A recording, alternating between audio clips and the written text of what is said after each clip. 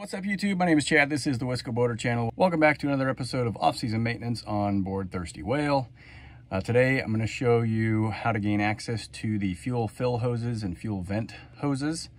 I have this side opened up already, so I'll go ahead and show you that first, but then I'll go to the other side, which is a little bit harder to get to because you got to crawl across the bed and get over the other side, a little bit smaller workspace over there. But I'll show you where the hoses are at, the difficulty of getting to a couple of the hose clamps, the ease of a couple of them as well. This is, I always hate to say this, it's not a big or hard project really, but access to a couple of the hose clamps is extremely difficult.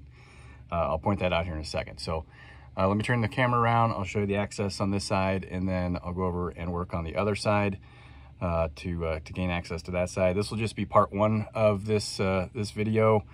We'll be showing you the hoses. I'm going to try and get just the bottom port side fuel fill hose disconnected and the vent hose. Pull those off just so I can measure the inner diameter of the hose. These hoses are original to the boat. The fuel fill hose is dated 1983. The boat's in 84. We don't have a gas smell in the boat, but just as a preventative piece of maintenance here, I'm going to go ahead and work on getting these replaced. Now, these were on the survey as a red item to replace immediately. I talked to the guys last year about this here at Skipper Bud's, and their recommendation was, hey, as long as you don't have cracked hoses and you don't have fuel smell, there's no reason to replace them. I do agree with that. That's why I ran with it last year. But hoses dated 1983. It's obviously 2013 now, depending on when you're watching this video, but it is 2013. The hoses are 40 years old now. 1983 to 2023. You know, obviously those are old hoses. Now the boat's 39, but the hoses that they used were dated 1983. So I'll get the camera turned around, show you that, and then we'll move forward with trying to get just the two lower ends of port side fuel fill and fuel vent hose disconnected to get the inner diameter of the hose so that I can order new ones, and then part two will be removing and installing. This access up here is accomplished by removing a panel. And you can see up inside there is where the vent hose attaches to the filler port. The one hose clamp looks to be pretty easy to get to. The other one in the back there, I don't know how I'm going to do that one yet. So that will be one of the issues to deal with. I don't know what the duct tape is for. There's some up here. There's also some down below. But then the hose goes down through the shelving here, and then squeeze down here. All right, then looking back up from the little cubby drawer here, that shows the hose routing, and then it comes down to right here where it attaches to the fuel tank. So this end, pretty easy to get to. It does have a ground strap on it. I was told during the survey that this ground strap is not correct. That's probably because ABYC standards have been updated many times in the last 40 years. This being an original installation, that's how the factory did it. So I will figure out the correct grounding for the fuel fill hose. But you see right there, 1983. This is a USCG type A hose, 1983, and there's another number on here. It's number 314. There you go, you can see it, number 314. So the outer diameter of this hose is 3 inches. I don't know what the inner diameter is. And actually, now that I have a nice bright light on it, you can actually see there is a little bit of a crack right there. So I need to get these done. All right, let me crawl back out of here, and then I'll show you the vent hose. All right, this is the tank side of the vent hose. It's this fitting right here. That is the hose itself. So you can see access to the hose clamp, not bad. I think there's enough room to get a socket in there to loosen that up. Then it disappears up under this cabinet structure here. And so this side's easy, but then here's the hard part. So we come back in through this hole. Try to do this without dropping my phone. The fuel vent hose comes up through that hole there, loops up and around, and then goes way back to the vent fitting back there, which this is a part I'm not really sure how I'm going to do yet. Reaching that, there's 2 hose clamps on there. Reaching those without cutting a hole in the wall, I don't know yet how I'm going to solve this. So if I come back out here, that's going to be right behind the right kind of above the junction box here for the 120 outlet and this light. Now I might be able to take this light out and see if there's access to that, but it's going to be a fairly small hole for the mounting plate for this light.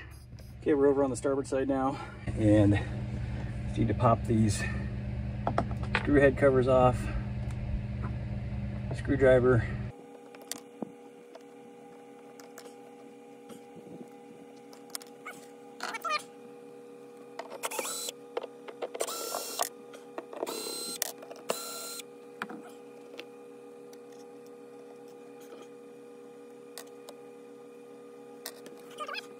And now we have access to the top end of that fuel fill hose.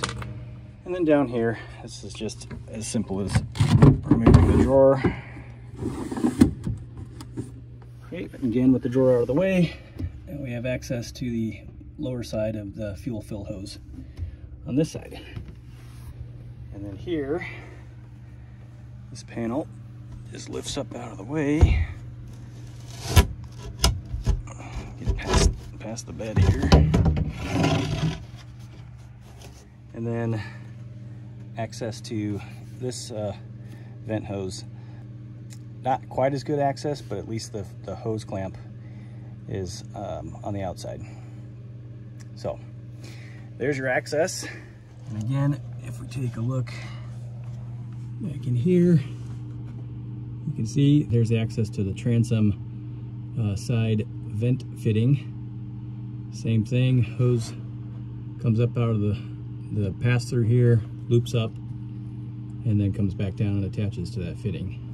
Again, also on this side, it's going to be right behind the light and outlet. Okay, so now I'm going to go back to the port side and see if I can get the lower end of the fuel fill hose off of its port. Just measure the diameter, and then I'm going to stick it right back on, just so we don't have any fuel odor while I research the correct hoses to order to get these replaced. All right, so rather than taking the fuel hoses off, I decided to see if I could get a pair of calipers, a set of calipers over here. And my friend John Scanlon, who's working on that boat right there, that's Chris Craft Commander 35. You guys. So thanks, John, for bringing these over. And I'm just going to take the calipers and measure. There's just enough of the filler neck on the fuel tank showing that I can get a set of calipers on it, and then I can measure that against a ruler to figure out what the inner diameter of the fill hose is.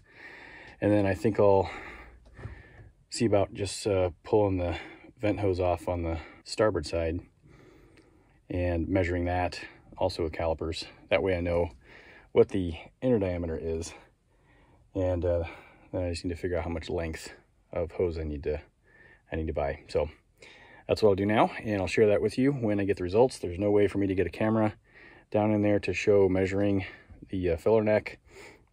There's not enough space, so I'll let you know what those are when I get done measuring these. All right, I don't really know why that was such a pain in the ass, but it really was.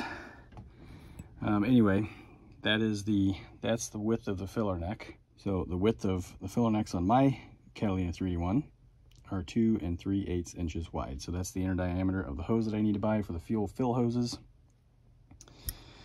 Write that down before I forget it. And then we'll go over there and see if we can figure that one out. Okay, I may have gotten lucky on the vent hoses. So I was able to get the cracked portion. You can see it's definitely cracked where the hose clamp was. So I split it to get the hose off. And the maybe lucky part is that, get the hose back off of here. I just stuck it back on so vapors don't get in the, don't fill up the stateroom here. So if I look at the hose here, it looks like we have good hose. And there's plenty of line to hook it back up. So I'm gonna put it back on and see if I get any splits. I'll take the diameter and get the ID real quick before I do that. But if that's the case, and if I look at the other end, the vent, the transom end, if it's if I can get a close-up of that, and if I don't see any cracking there, I may not replace these. So this isn't bad. I'm huffing and puffing because it took a little bit of effort to get that hose off of there. But get that measured, put it back on, and we'll see what it looks like. All right, well, I got the vent hose back on. So I think I may have actually dodged a bullet here with this particular hose. Again, I don't know about the top side where it exits the transom, but at least here, this is that's all good hose. So I cut off the cracked hose portion and clamped it back on, and it looks to be serviceable for a long time still. So the hose is not hard. I mean, it's still pliable. So I don't see any issues down the hose where I was squeezing it. So yeah, I think that looks pretty good. So if I can get to have the same luck on the port side, this will be a big time saver. This hose, the vent hose, is not expensive, so it's not a big money saver, but saves a bunch of time. Okay, well, I removed the zip ties and cleaned this hose up with some soapy water. And if we get in nice and close here, there's no evidence of cracking or anything on this hose. And we're looking at this one right here, the brightest part of the light's on right now.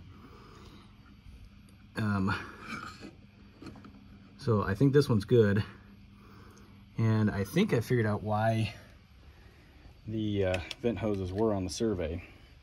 Number one, the starboard side vent hose did have electrical tape wrapped around it, which was around this portion that I cut off.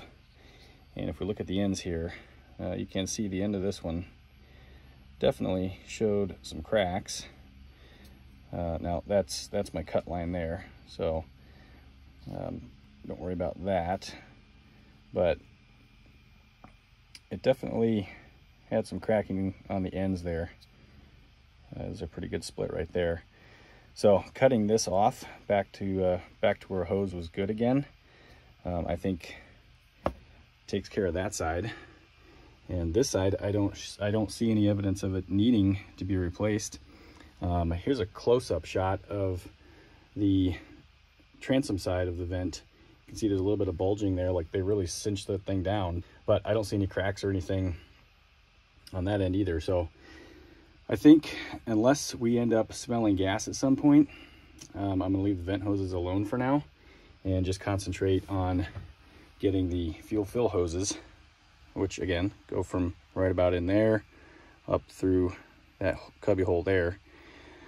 So I've got the inner diameter recorded now for that hose, so I will figure out where to buy that stuff. I do remember seeing 2 3/8 inner diameter hose when I was shopping for them the other night. So should be fairly easy to find that stuff. And I don't think it's too terribly expensive. So, I mean, it might end up being $100, $150, something like that, but really not too bad. So we'll wrap up this video here. Again, this is part 1 of fuel fill and fuel vent hose maintenance. And part 2 will concentrate on getting the fuel fill hoses out getting the new ones in, getting them properly grounded by ABYC standards, and we should be good to go after that. So thanks for watching this episode. Hope you enjoyed it. We'll see you next time. Happy boating, everybody.